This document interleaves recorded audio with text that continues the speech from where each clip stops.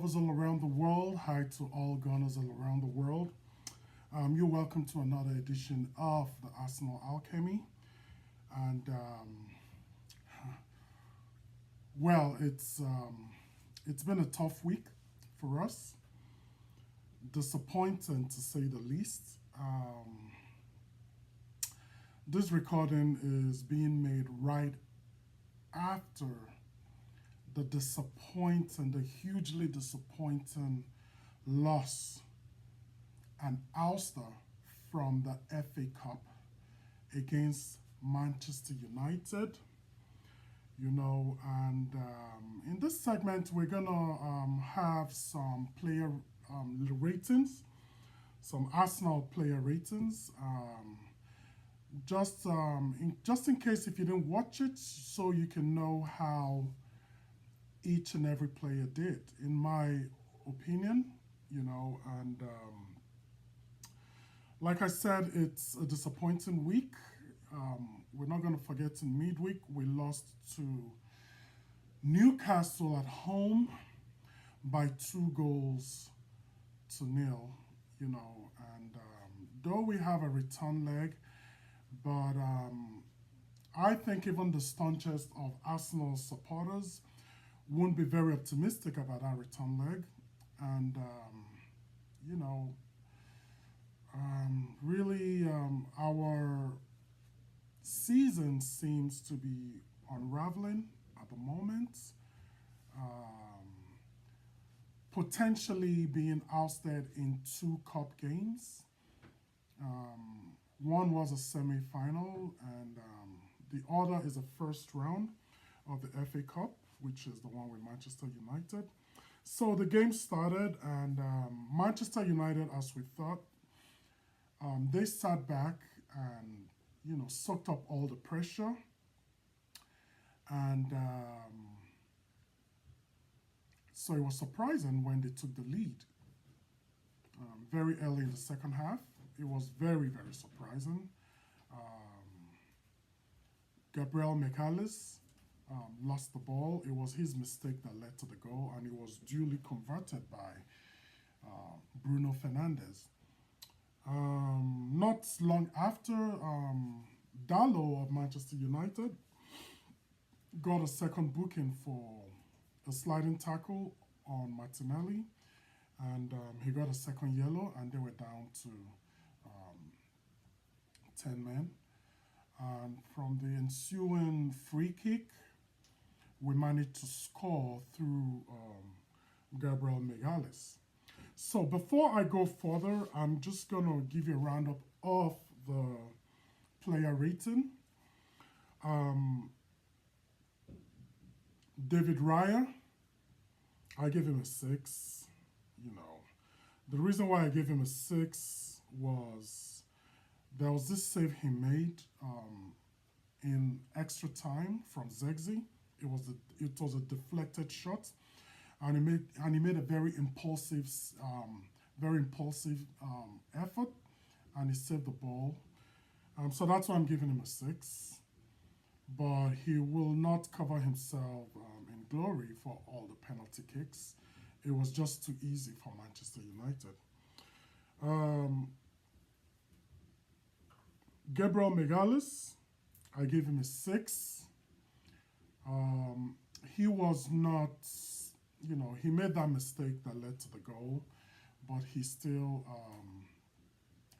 pegged us back into the game, and he scored a goal, so I gave him 6. William Saliba was the better of the 2 centre backs today, and so I gave him a 7.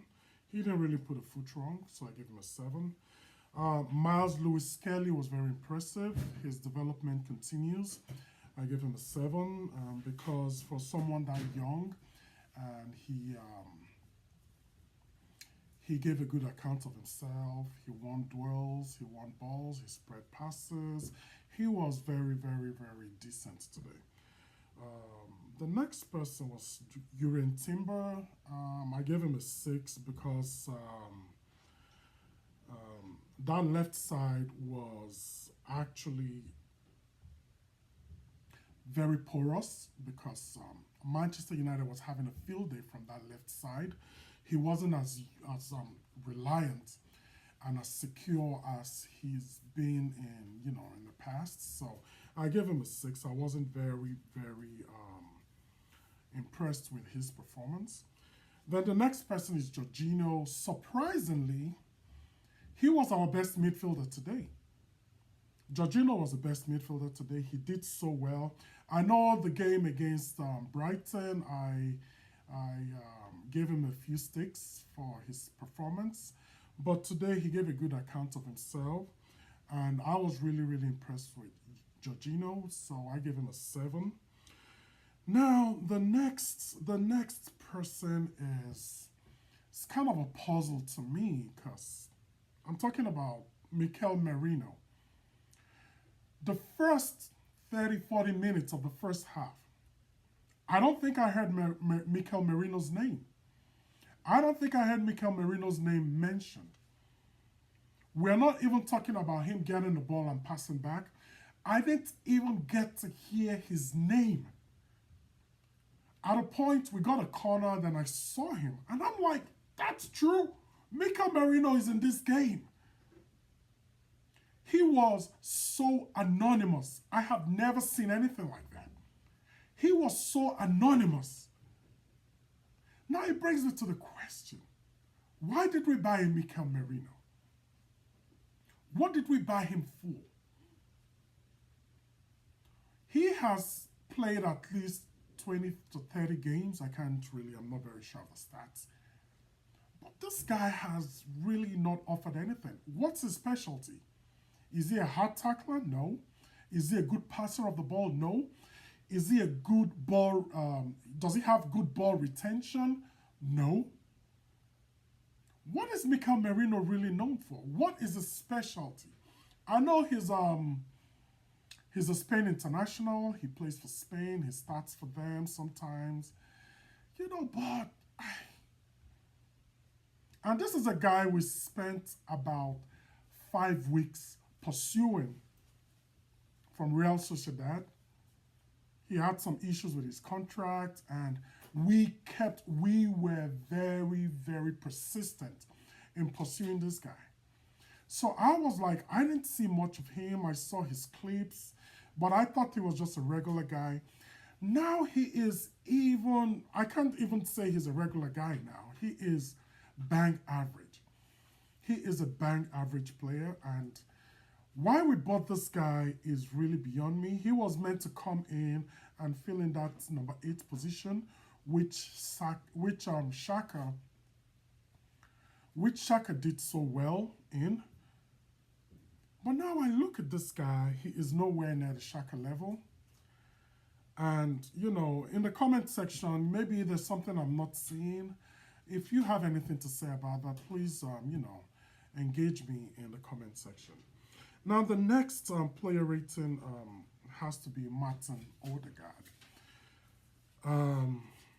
Martin Odegaard had a mixed game. I'm not going to say he was all bad. He created some chances, but I will not forgive him for that penalty loss. For that penalty loss. He chose a good angle. But the shot was very tame. It was very savable. It's the kind of shot that if the goalkeeper guesses right, he's going to save it. And the goalkeeper he guessed right. It wasn't even a guessing because Odegaard gave him all the clue as to where he was going to put that ball. He didn't dummy it. He gave him, from his body structure, he gave him a clue of where he was going to put that ball. And even though the ball was going to the extreme angle, the shot was tame. We see Bukayo Saka playing penalties. Even if he gets the right way, he plays it with a lot of intensity. He plays it with a lot of shots. He puts a lot of power behind the ball. Even if he gets right, it's just going to whizzle past you. And I thought, I didn't think Martin Odegaard was the right person to play this penalty. Don't forget, this guy has been struggling. He doesn't even take shots no more. He doesn't take shots no more. We'll come back to that. Then the next player is Kai Havertz.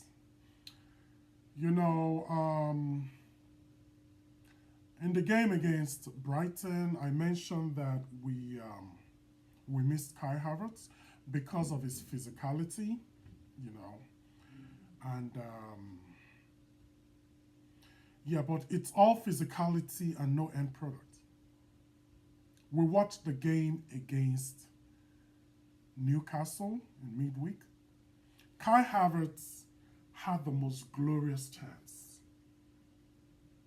in that game. Even if we ended up losing that game and he scored that goal, it would be a 1-goal deficit to take to St. James Park. Kai Havertz saw this ball coming, floating all the way in the air. All he had to do was compose himself, open up his body, pick an angle, and head your shot away. Head the ball away. What happens? Kai Havertz completely misses the ball with his head, and it came off his shoulder, and it's, I missed the target. Today, Kai Havertz had 2 or 3 glorious chances. Those chances were harder to miss.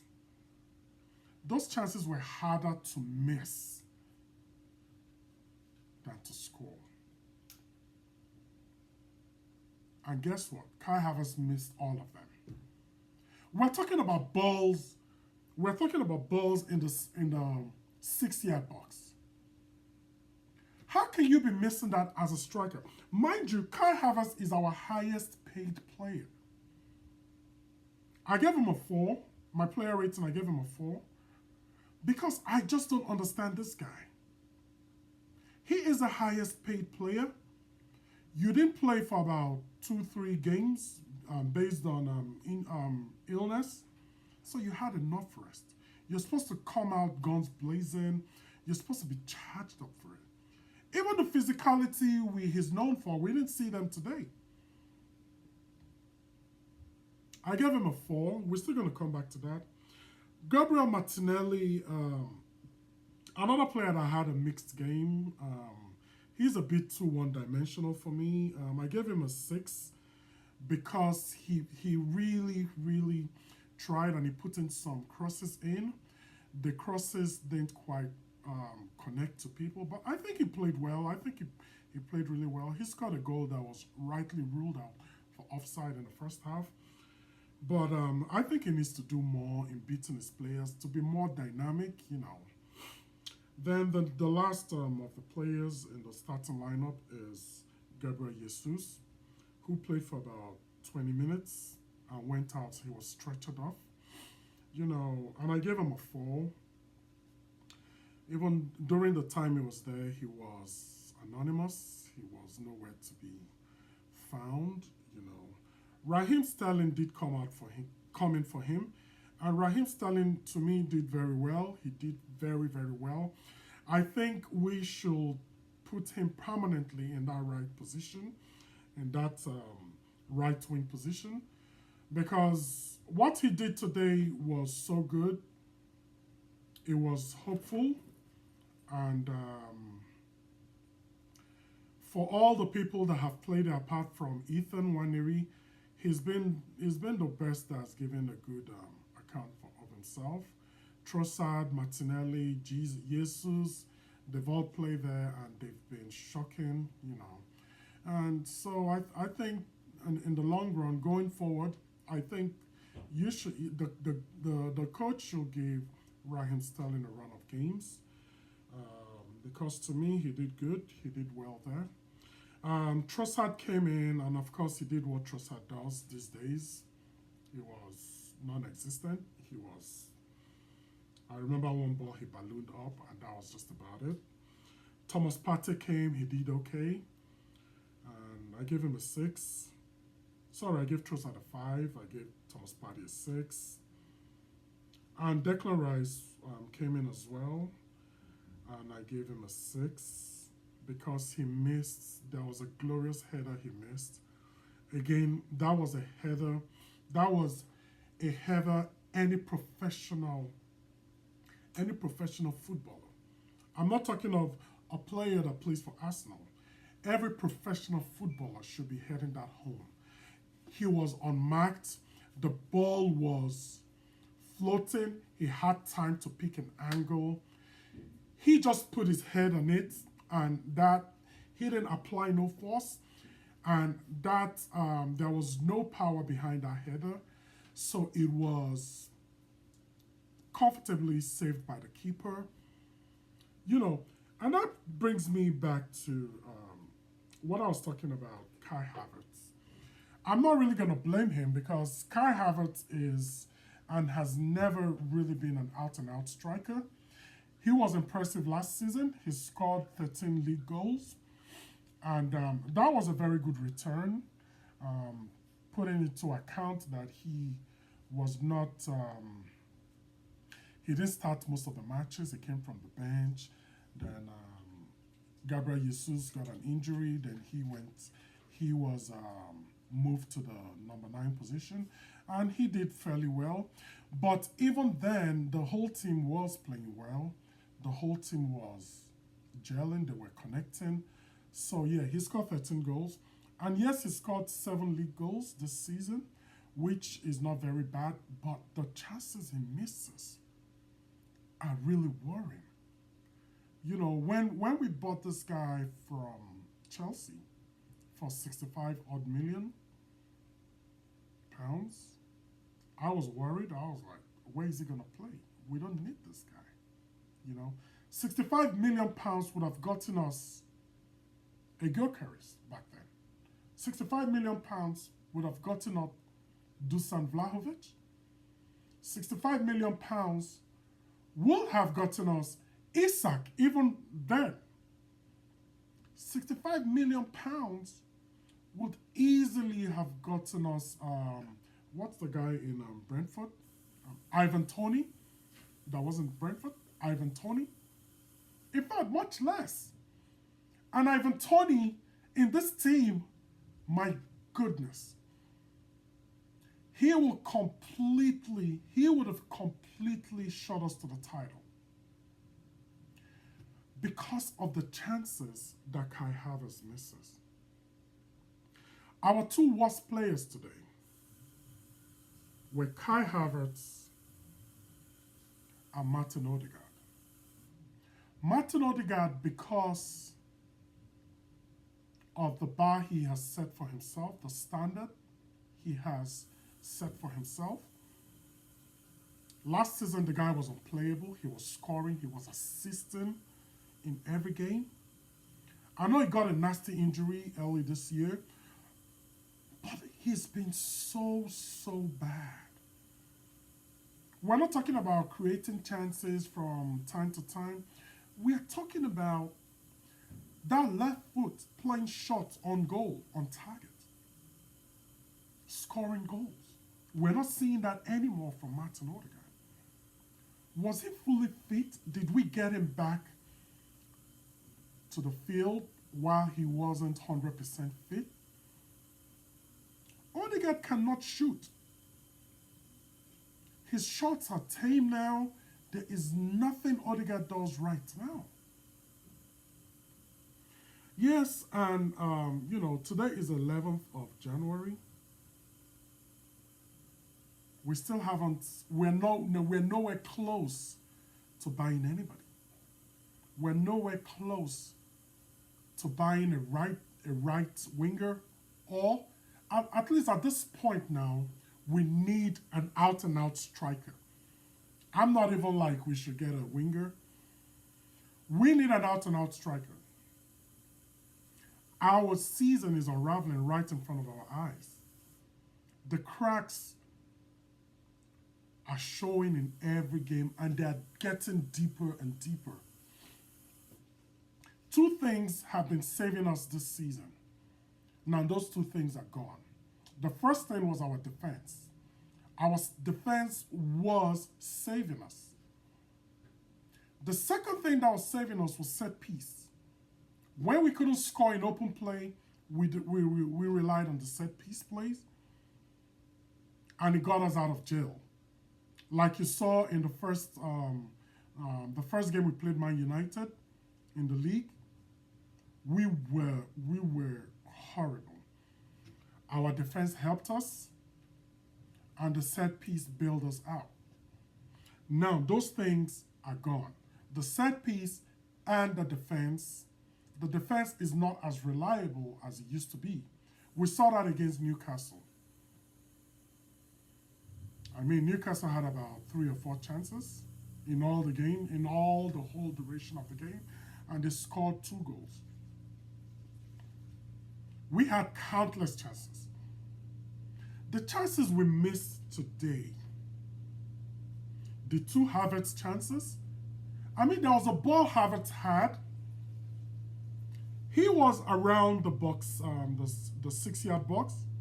All Havertz needed to do was just don't balloon the ball, just play it to target, and it's a goal. It wasn't offside. The second one, I think he made contact with his hand, so maybe he could be excused for that. But he still needed to score it. Score the goal. Score the goal. Then the goal could be reviewed, but score it. He ballooned it up again. What kind of striker does that? What kind of striker does that? We were saying, oh, Gabriel Jesus, you know, I wasn't very excited about Gabriel Jesus in the long run after he had 2-3 very good cameos. He had about 2-3 very good cameos in the league, in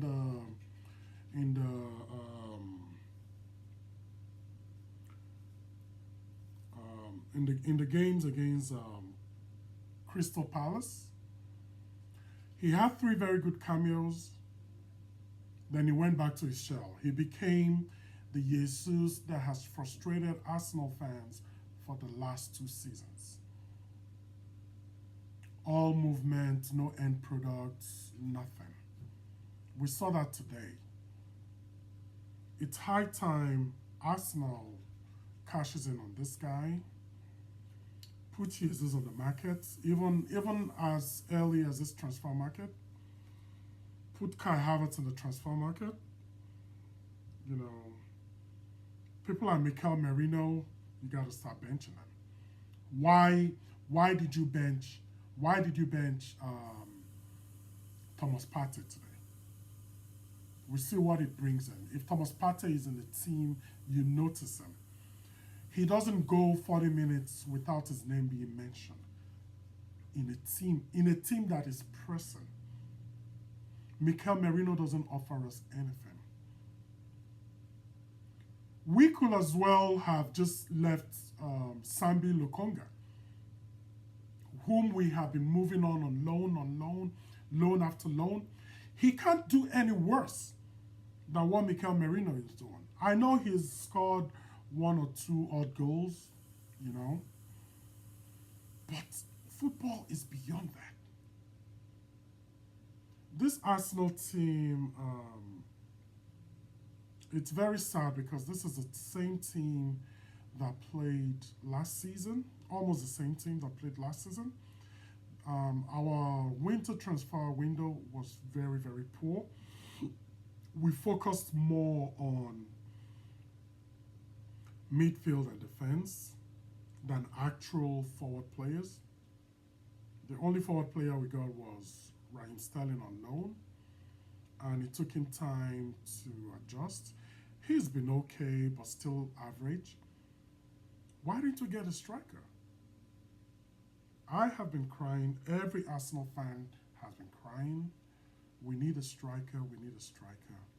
Today, and you know the funny thing about today, we had nobody on the bench. I looked at our bench. We had to bring Tierney in.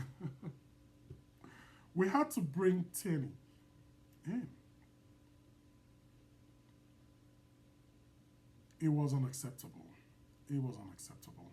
We have a London derby on Wednesday against a North London derby against Tottenham. May God help us in that game. While Tottenham might be a very open team, they also have a very good attacking players. They have a very good attacking system. I don't think we can be able to handle them. I don't think so. I don't think so. Because right now, we have to focus on the league. We can't even drop points. But we're not scoring goals. We are not scoring goals. I always tell people, if you are not scoring, no matter how good your defense is, no matter how good your defense is, you will be found out. No matter how good. I don't care who is in that defense. If your offense is not potent enough, you are going to be found out. And that is exactly what is happening to us. Our defense we are being over-reliant on our defense. So now if a team scores one goal, all we do is pass to the side, pass to the left.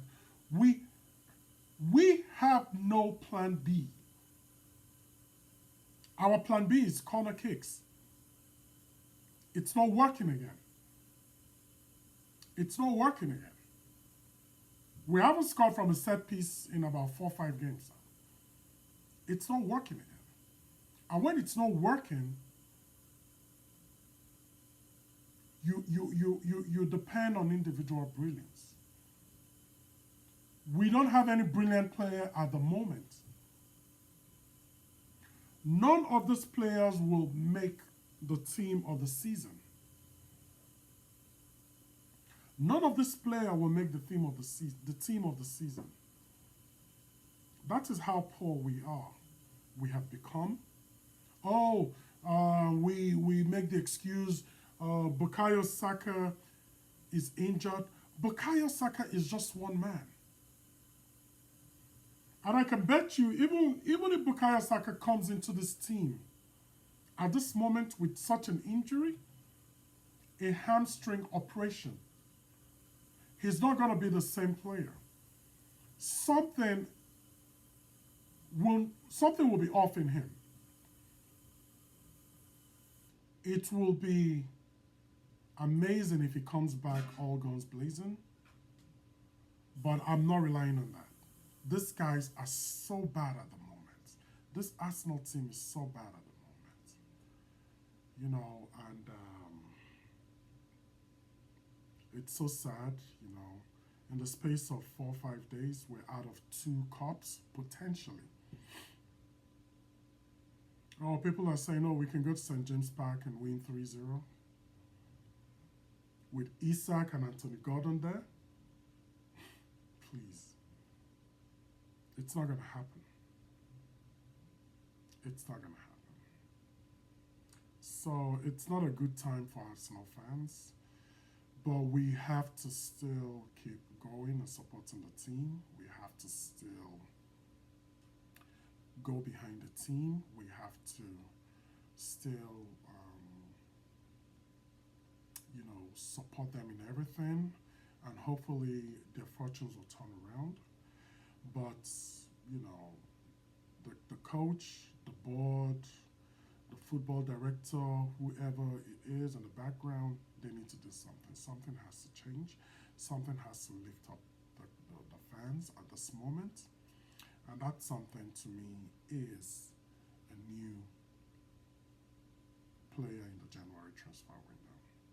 Let me know what you think. This will be all for now on the Arsenal Alchemy. Let me know what you think in the comment section. If you like this post, do subscribe, like, and view this video. That will be all